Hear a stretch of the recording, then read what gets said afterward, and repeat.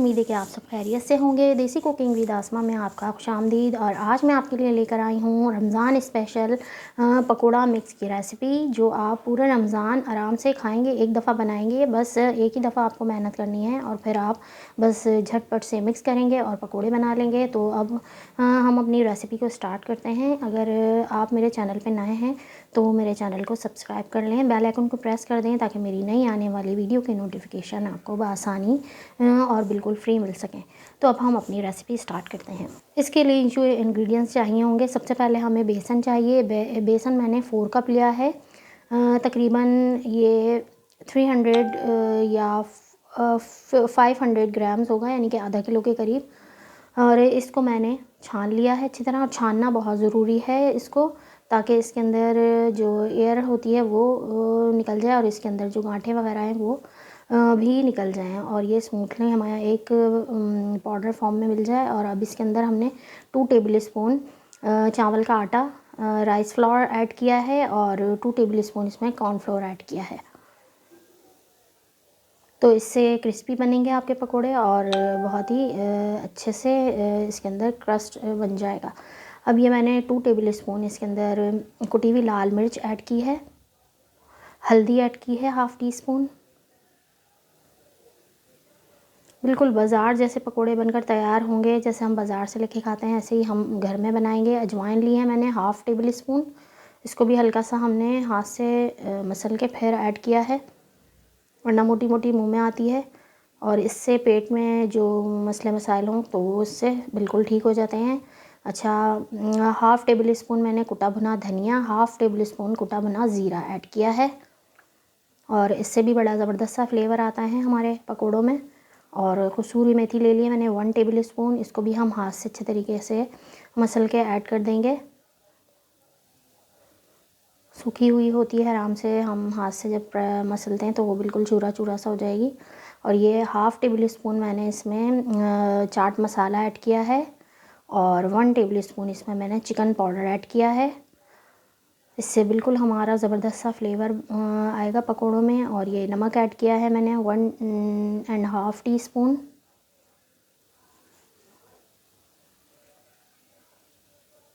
और इसके अंदर मैंने half tea spoon baking soda add किया है।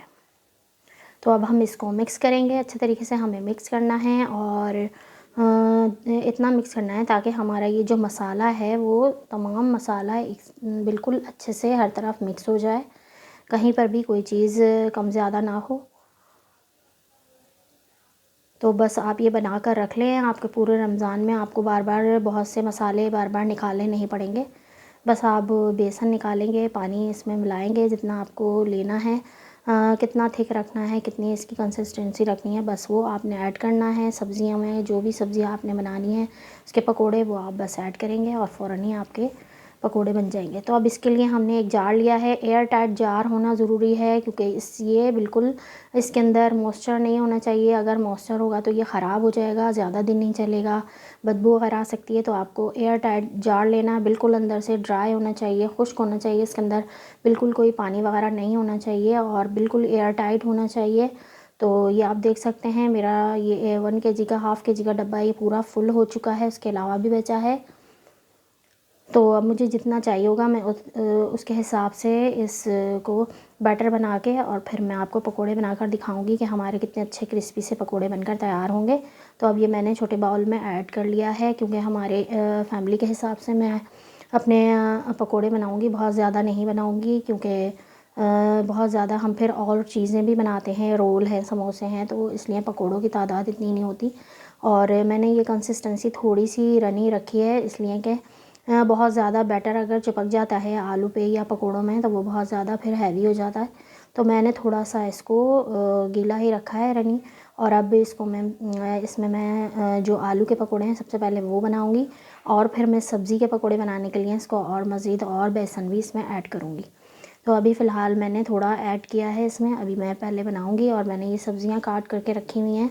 इसमें सादे आलू के पकोड़े हैं, इसके अंदर बंद गोभी है, पालक है और आलू को लंबे लंबे साइज़ में जूलियन कट करा हुआ है और हरी प्याज है।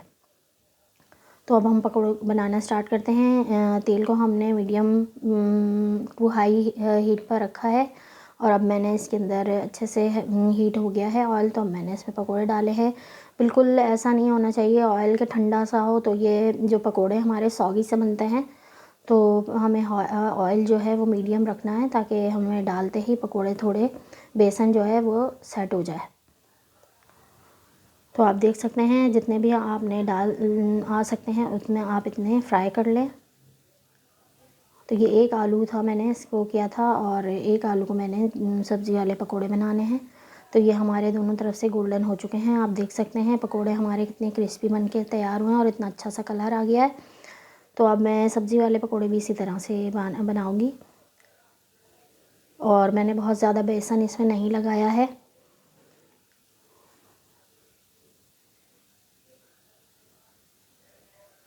तो ये प्रीमिक्स हमारा इतना अच्छा ज़बरदस्त सा बनकर तैयार हुआ है, इसका इतना अच्छा टेस्ट है और नमक वगैरह बिल्कुल एकदम परफेक्ट, कुछ भी मुझे बाद में मिलाने की ज़रूरत नहीं हुई। अब मैंने थोड़ा सा और बेसन लिया है क्योंकि मुझे सब्ज़ी के पकोड़े बनाने हैं।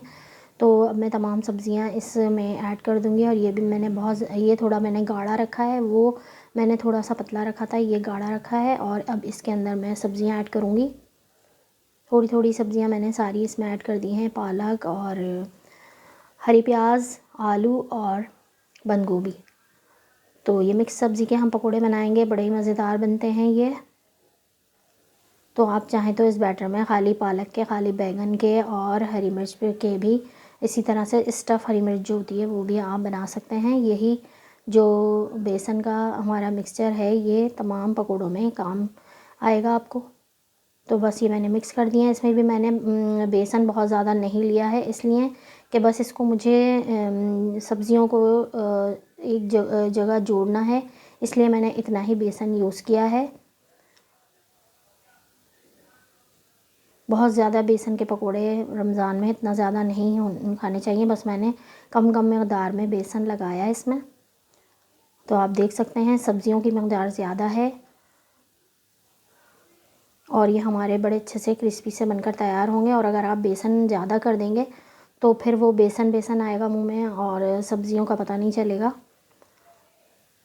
और इससे जब हम इस तरह से बेसन यूज़ करेंगे तो हमारा काफ़ी टाइम से तक चल भी जाएगा।